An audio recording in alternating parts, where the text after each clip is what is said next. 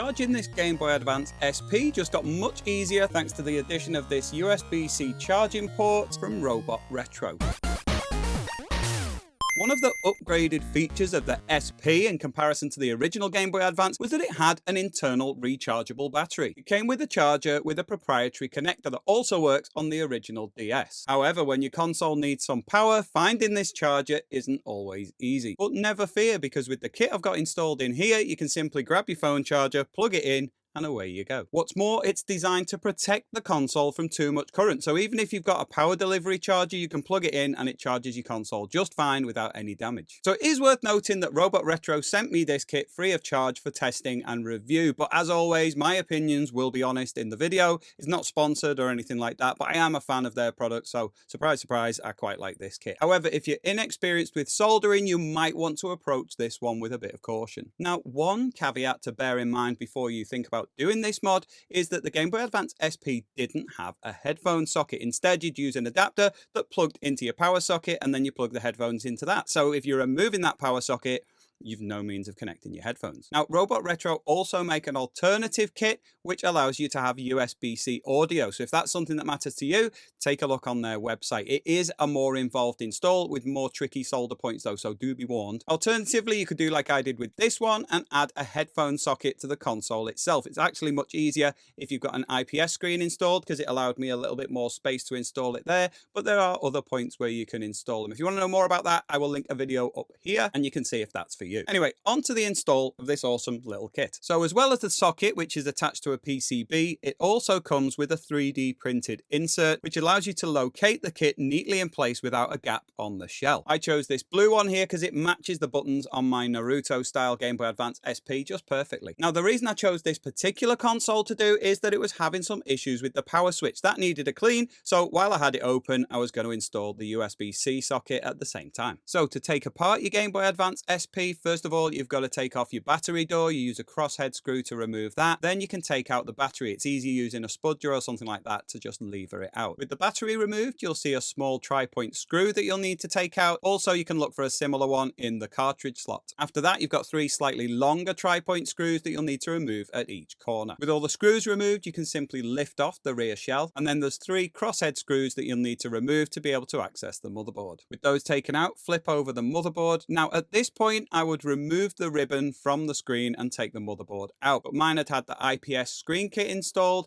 and to be able to change the brightness, there's an additional wire that's been soldered in. So first I had to desolder that. All I did was held the wire with a pair of tweezers, briefly reheated the blob of solder that was sitting on the ribbon, and moved the wire out of the way. Allow that to cool, and then you can undo the 2 clips that are holding the ribbon in place, and that will simply slide out. It's worth noting that you don't lift these clips, you simply slide them out parallel to the surface of the board. Now, up to this point, I'd been using a soft mouse mat as a surface to avoid scratching the shell. However, beyond this point, I was going to be using some heat processes involving the solder, so I swapped over to my heatproof mat. So at this point, I took the motherboard and put it in this PCB stand. Now, truth be told, this was a bit of a mistake. The main reason I did it was to try and bring it a bit closer to the camera so you could see what I was doing with the soldering and desoldering. Now, the thing about this process is that it actually works better with it sitting flat on a stable surface, and it moved around a little bit in the PCB holder, so it wasn't really ideal. So first up, cleaning the power switch. Now, essentially what you're doing here is you're removing the shield that covers the whole switch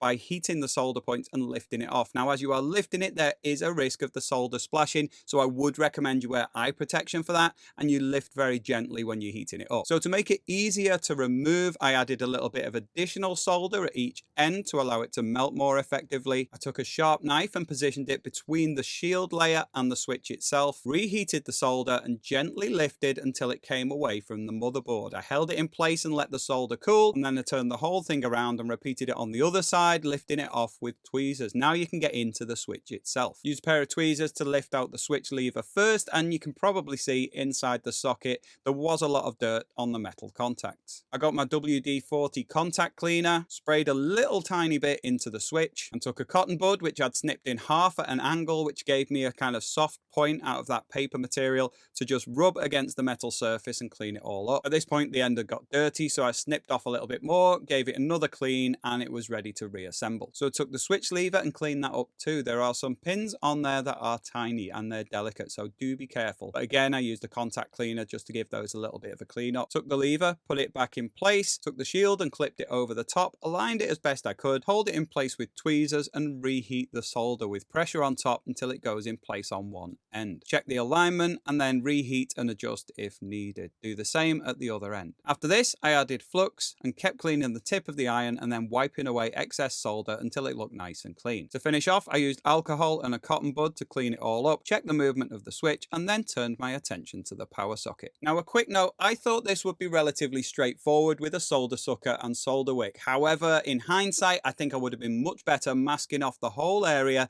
and using a heat gun to melt the solder and have the socket simply drop off the motherboard. Now, the key thing about this process, and the bit that could result in tears if you're not careful, is that the socket itself, as well as two quite big chunky pins that are attached on the other side, is on the surface of the motherboard where the socket sits. There are 6 tiny little pins mounted directly to the motherboard on little solder pads. And those solder pads, if you're not careful, can be ripped off the motherboard.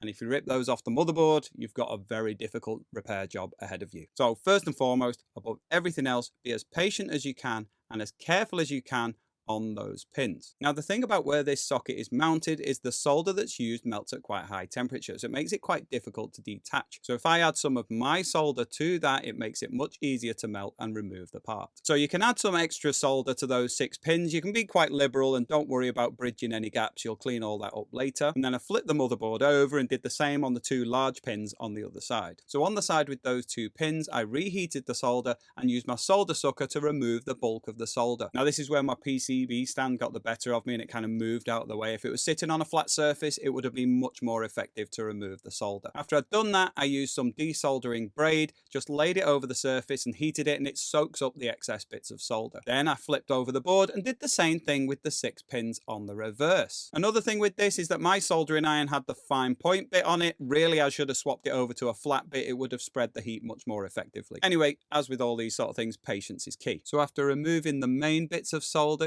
using my iron and the solder sucker, I again used a combination of flux and the desoldering braid to remove most of the solder from those 6 pins on the surface of the board. I held the socket with a pair of pliers, and as I heated all the pins, I allowed it to lift very gently away from the motherboard. However, the 2 big pins were still locked in place and made it difficult to remove altogether. So I flipped it over, did a bit more work with the braid, and then used a flat driver bit to place between the socket and the board. If you gently twist that as you apply heat to the pins, you can gradually bring the socket away from the board, but only bring it away a little tiny bit. Because if you do too much, again, you'll rip those pads off. I know I keep mentioning this, but it is really something that can go disastrously wrong if you're not careful. So when the 2 large pins have moved away a little, flip the board again, use the pliers and the soldering iron to disengage the small pins completely, and then flip the board over again and reheat the 2 big pins. It's quite easy to completely remove the socket this time. Now, there will still be some excess solder on the board. However, beyond this point, everything gets much easier. So to remove that, I put a bit of liquid flux on the board and then use my desoldering braid to simply lay over the surface, heat it up to soak up the solder, and repeat that until it was all gone. I did the same with the pins on the other side, and although all the solder was removed at this point, there's going to be a lot of flux residue on the surface of the board. So my next job was to remove that. I did that using some isopropyl alcohol. I got that on a cotton bud, but I also used a bit of kitchen towel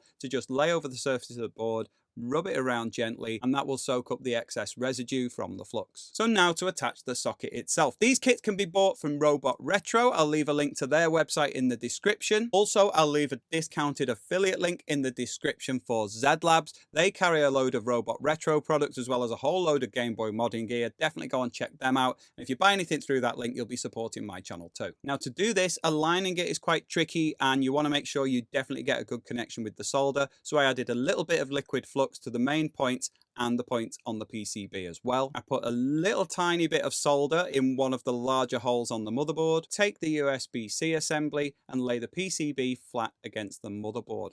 Align those holes and hold it in place.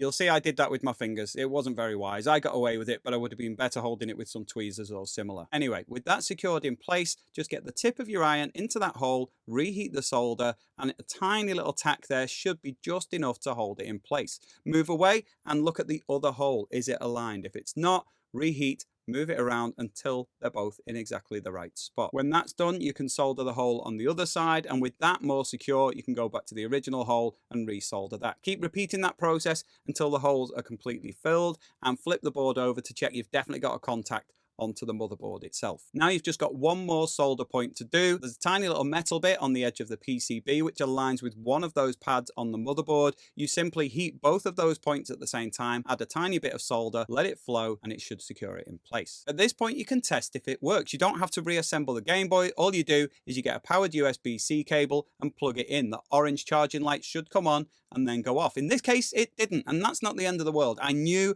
that the two main pins were really securely soldered, and I'd been very cautious with that other point because I didn't want to bridge any pins, so I knew it was most likely that. I didn't add any extra solder. I just took the tip of my soldering iron, put it in that spot, and waited for the solder to flow a bit more effectively. I tried it again with the socket, and this time thankfully the orange light came on, so I knew I was ready to reassemble everything. So to reassemble, first thing you're going to have to do is reattach the ribbon cable from the screen into the motherboard, which is a real pain, so be patient with that. You might have to change your angle a little bit to get it just right, but it should just slide in, and once it's in position, put the two clips back on and it'll secure it in place. If you've got an IPS kit like mine with the wire, it's just the reverse of removal. There's no extra solder needed. I just used tweezers to position it and reheated the solder point. Lower the board into the shell, making sure the speaker and all the buttons are aligned correctly underneath it. Put the 3 screws in place, followed by the cover for the power switch. I took the 3D printed insert that came with the kit, put it onto the socket itself, and then lowered the rear shell into place. I made sure everything was aligned. If it won't seem to go down, just wiggle the L and R buttons to get the pins to locate, and it should just click in place. With the shell together, put your 6 tri-point screws back in place, check that everything looks okay, put your battery in the compartment, put the battery door on, and tighten up the crosshead screw. So first of all, I tested the switch and it simply powered on and off dead easy. No problems with that at all. Whereas beforehand, when it was a little bit dirty, if it was on, there's a very slight wiggle to the button and you could possibly lose power. That's not happening at all now. And speaking of power, I then got the USB-C cable, plugged it in to the back of the console, and rather than the light coming on and going off, now it was connected to the battery. That orange light stayed on and charged my battery. I've tested it since, fully charged the battery, and it worked an absolute treat. I really like the end result. It looks nice and tidy, and it's super convenient not having to try and find the original charger that came with the console. Don't forget though that by installing this you are losing headphone functionality, and although you can add a headphone socket, I've since read that this can possibly cause damage to headphones. So the one I've got on here I largely use to connect to external speakers or a mixer. Alternatively, as I mentioned earlier, there is another kit that Robot Retro make that allows you to get USB-C audio. So if you've watched what I've done here and you think that's well within your skill set, you might want to look into that one. It's just the same, but there's more additional solder points to connect to more of those flat pins on the motherboard. Speaking of powering things by USB-C, Robot Retro also make a kit that allows you to power a Sega Dreamcast using a USB-C power supply. It's awesome. I installed it recently in my Dreamcast, and if you want to find out a little bit more about it, you can check it out in the video I'll be linking up here. Otherwise, I'll see you in the next video. Bye.